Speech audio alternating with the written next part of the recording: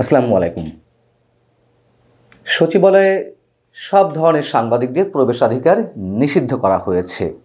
আওয়ামী লীগের সময়েও এমন কাণ্ড ঘটেছিল এবং তখন তো আমরা বলেছিলাম এটি ফ্যাসিবাদী সরকারের আচরণ। এখন এই সরকারকে আমরা কি বলবো? এবং সচিবালয়ে সাংবাদিক প্রবেশ নিষিদ্ধের এই ঘটনাটি সম্ভবত আমার যতটুকু মনে পড়ে বা যতটুকু জানি ইতিহাসে এই প্রথম। কেন সচিবালয়ের সাংবাদিকদের প্রবেশাধিকার নিষিদ্ধ করা হলো? গত বুধবার গভীর রাতে যে অগ্নিকাণ্ডের ঘটনা ঘটল সচিবালয়ে, তা নিয়ে মানুষের মনে নানান ধরনের রহস্যের জন্ম হয়েছে, নানান ধরনের প্রশ্নের সৃষ্টি হয়েছে এবং সরকারের পক্ষ থেকে বলা হচ্ছে যে এটি ফ্যাসিবাদের দোসররা করেছে বা আওয়ামী লীগের প্রতি ইঙ্গিত দিচ্ছে। সরকারের পক্ষ থেকে এমন দাবি করা হতেই পারে, কিন্তু মানুষকে এগুলো খাচ্ছে। কথায় কথায় যে কোনো ষড়যন্ত্র, যে কোনো ঘটনাকে ষড়যন্ত্র হিসেবে দাঁড় করিয়ে আওয়ামী লীগের উপরে দোষ চাপানোর যে প্রবণতা, মানুষ এগুলোতে এখন আর বেশি গুরুত্ব দিচ্ছে না। অবশ্যই ষড়যন্ত্র চলছে, আওয়ামী লীগ ষড়যন্ত্র করেছিল বা করার চেষ্টা করছে, কিন্তু সরকারের সব কাজই যে এখন এই মুহূর্তে ধোয়া তুলসী পাতা, সেটি মনে করার কোনো কারণ নেই। এবং সচিবালয়ে সাংবাদিকদের প্রবেশ নিষিদ্ধ করা বিষয়টি যদি আমরা বলি ডালমে কুচ কালা হে, এমন প্রশ্ন যদি করি অথবা এমন মন্তব্য করি, তাহলে কি খুব ভুল বলা হবে? কি কারণে এই ঘটনাকে কেন্দ্র করে সাংবাদিকদের প্রবেশাধিকার নিষিদ্ধ করা হলো? যে বিজ্ঞপ্তিটি দেওয়া হয়েছে, আমি সেই বিজ্ঞপ্তিটি আপনাদেরকে একটু পড়ে জানাই। আপনারা অনেকেই হয়তো জেনেছেন, তারপরে একটু যারা জানেন না তাদের উদ্দেশ্যে বলি। শুক্রবার স্বরাষ্ট্র মন্ত্রণালয় সম্পর্কিত প্রধান উপদেষ্টা বিশেষ সহকারী মোহাম্মদ খুদাবক্স চৌধুরীর সই করা এক সংবাদ বিজ্ঞপ্তিতে বলা হচ্ছে, বাংলাদেশ সচিবালয়ের সার্বিক নিরাপত্তা বৃদ্ধির স্বার্থে সচিবালয়ে কর্মরত কর্মকর্তা কর্মচারীদের অনুকূলে ইস্যুকৃত স্থায়ী প্রবেশ পাস এবং সরকারি কর্মকর্তা কর্মচারীদের জন্য ইস্যুকৃত অস্থায়ী প্রবেশ পাস ব্যতীত সব ধরনের অস্থায়ী, মানে বেসরকারি ব্যক্তিদের ক্ষেত্রে বলা হচ্ছে, অস্থায়ীভাবে যাদের পাস রয়েছে তাদের সেই পাস বাতিল করা হলো। এবং বলা হচ্ছে সাংবাদিকদের অনুকূলে ইস্যুকৃত অ্যাক্রিডিটেশন কার্ড দিয়ে সচিবালয়ে প্রবেশাধিকার পরবর্তী নির্দেশ না দেওয়া পর্যন্ত বাতিল করা হলো। তার মানে এটা আসলে খুব সুনির্দিষ্টভাবে বলতে গেলে সাংবাদিকদের উদ্দেশ্যেই এই বিজ্ঞপ্তিটি দেওয়া হয়েছে। সাংবাদিকদের প্রবেশাধিকার নিষিদ্ধ করার জন্যই এই সিদ্ধান্ত নেওয়া হয়েছে। যদিও এখানে বলা হচ্ছে যে আগামী 15 দিনের মধ্যে নতুন করে অস্থায়ী প্রবেশ পাসের জন্য আবেদন করতে পারবেন সাংবাদিকরা বা যাদের কার্ড বাতিল করা হচ্ছে। আরেকটু বিষয় আপনাদেরকে ইঙ্গিত করে দিই, ইঙ্গিতটা নিয়ে আসি আপনাদের সামনে। 15 দিনের মধ্যে আবার সাংবাদিকরা সেখানে প্রবেশের জন্য পাশের জন্য আবেদন করতে পারবেন। কেন 15 দিন? যদি প্রশ্ন করি, 15 দিনের মধ্যে সব ধরনের আলামত বিশেষ উদ্দেশ্যে নষ্ট করার জন্যই সাময়িকভাবে সাংবাদিকদের এই কার্ড বা প্রবেশের জন্য যে পাস, সেগুলো বাতিল করা হচ্ছে।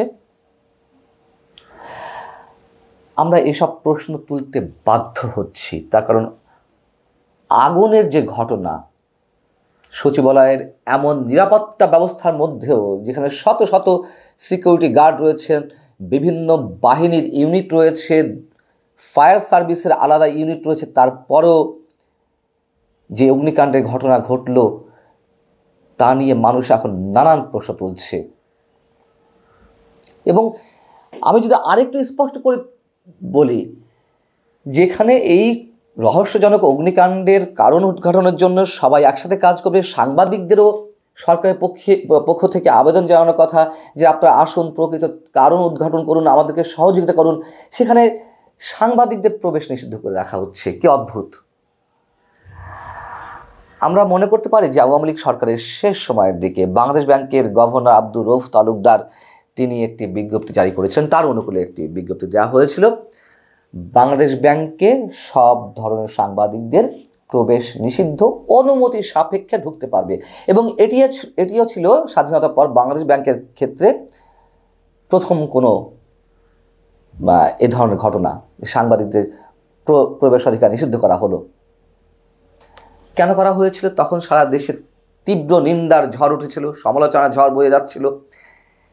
এবং কেন করা হয়েছিল সেটিও তো আমরা জানি। বাংলাদেশ ব্যাংক থেকে যেভাবে হাজার হাজার কোটি টাকা লোপাট করা হচ্ছিল, ঋণ জালিয়াতি করা হচ্ছিল, বাংলাদেশ ব্যাংকের রিজার্ভ তলানিতে এসে নামছিল, তখন দুর্নীতির যে ভয়ঙ্কর তথ্য আমাদের সামনে একের পর এক আসছিল, সেইগুলো যেন নতুন করে না আসে, এসব বন্ধ করার জন্যই তো এটি করা হয়েছিল। তাতে কি কোনো লাভের লাভ হয়েছে? হয়নি তো। এবং এই সিদ্ধান্তও সরকারের সর্বোচ্চ পর্যায় থেকে নেওয়া হয়েছে। প্রধান উপদেষ্টার বিশেষ সহকারীর স্বাক্ষর করা এই বিজ্ঞপ্তি, এটি তো সরকার প্রধান বা প্রধান উপদেষ্টার নির্দেশক্রমেই করা হয়েছে। আমরা তো এটি অবশ্যই এটি মনে করছি। বিষয়টি হচ্ছে যে, একটা উদাহরণ দিয়ে শেষ করব। সাম্প্রতিক সময়ের সময় টেলিভিশনে 5 সাংবাদিকের চাকরি খেতে বা চাকরি থেকে তাদেরকে বরখাস্তের জন্য বৈষম্যবিরোধী ছাত্র আন্দোলনের যিনি নেতা সভাপতি হাসনাত আবদুল্লাহ যে হুঙ্কার দিয়েছিলেন, থ্রেট দিয়ে আসলেন, সে তো আন্তর্জাতিক বিভিন্ন গণমাধ্যমে এসেছে, বিবিসি, এএফপি সহ বাংলাদেশের বিভিন্ন গণমাধ্যমে আসছে। তো তাদেরকে বরখাস্ত করা হলো এবং এতে যখন তুমুল সমালোচনার মুখে পড়ল, তখন আমাদের প্রধান উপদেষ্টা প্রেস সেক্রেটারি শফিকুল আলম কি বললেন? মোটামুটি এটিকে রাগঢাক দেওয়ার জন্য তিনি বললেন, না না না, সাংবাদিকদের স্বাধীনতা রক্ষা করবে এই সরকার। আবার সার্জিস আলম, এই হাসনাত আবদুল্লাহদের যে সহযোদ্ধা অথবা জাতীয় নাগরিক কমিটি যেটি হয়েছে তার যিনি মুখ্য সংগঠক, সার্জিস আলম আবার হুঙ্কার ছাড়লেন সমালোচনার মুখে যে কারোর ব্যক্তিগত হুঙ্কারে কোনো সাংবাদিকের চাকরি খাওয়া যাবে না। কেন এটি করলো? ব্যালেন্স করার জন্য।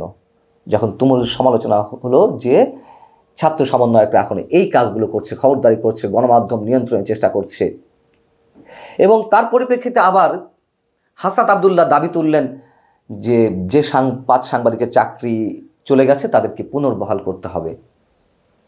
মানে এগুলো সব নাটকের অংশ। আমরা তো এখন এই কথাগুলো বলতে বাধ্য হচ্ছি। গ্রাম্য সালিসের কথা নিশ্চয়ই আপনাদের অনেকে মনে পড়ে। গ্রামে কী ধরনের সালিসি হয় বা ক্ষেত্র বিশেষ দেখা যায় যে কেউ অপরাধ করেছে, তার প্রকান্ত পক্ষ নিয়ে তাকে আগে থেকে বলে দেয় যে প্রকাশ্য সালিসিতে আমরা কিন্তু তোমাকে বেশি কথা বলবো, তোমাকে 2-1টা থাপ্পড় দেব এবং তোমাকে সেগুলো সহ্য করতে হবে। তো এরকম ঘটে, প্রকাশ্যে সেই অপরাধীকে বেশি কথা বলা হয়, 2-4টা থাপ্পড় দেওয়া হয়, দিয়ে বের করে দেওয়া হয়, মানে ওখানে শাস্তি শেষ। এখন তারা নিজেরা এইগুলো করার চেষ্টা করছে। কেউ চাকরি খাচ্ছেন, কেউ সাংবাদিকদের আটকাচ্ছেন, কেউ আবার বলছেন না এগুলো করা যাবে না, কেউ একটু শাসন করে দিচ্ছেন। এগুলো মানুষের সামনে পরিষ্কার হচ্ছে। এত সস্তা দরে স্ক্রিপ্ট মানুষ আর গিলতে চাচ্ছে না। কথা বললেই বলবেন যে ফ্যাসিবাদের দোসর হয়ে কথা বলছি। এগুলো ধার হারিয়ে ফেলেছে। আওয়ামী লীগ যেমন যাকে তাকে রাজাকার উপাধি দিয়ে, যাকে তাকে আলবদর, আলসামস কিংবা সরকারি শত্রু ইত্যাদি ইত্যাদি কথা বলতো, এখন আবার সেটি শুরু হয়েছে। সরকারের কোনো সমালোচনা করলেই ফ্যাসিবাদের দোসর, আওয়ামী লীগের দোসর। তাতে কি হবে? হয়তো ক্ষেত্র বিশেষে কারো উপর কোনো ধরনের আঘাত আসবে। আঘাত তো আমাদের মতো মানুষরা সবসময় সহ্য করছেন, যারা একটু সত্য বলার চেষ্টা করছেন। কিন্তু আওয়ামী লীগ সরকার এইগুলো করে তো পার পায়নি। এত ভয়ঙ্কর একটি শক্তিশালী সরকার ছিল, একনায়কতন্ত্র প্রতিষ্ঠা হয়েছিল, সেখানে এই অন্তর্বর্তী সরকার এগুলো করে কি পার পাবে? আল্লাহ হাফেজ, ভালো থাকুন সবাই।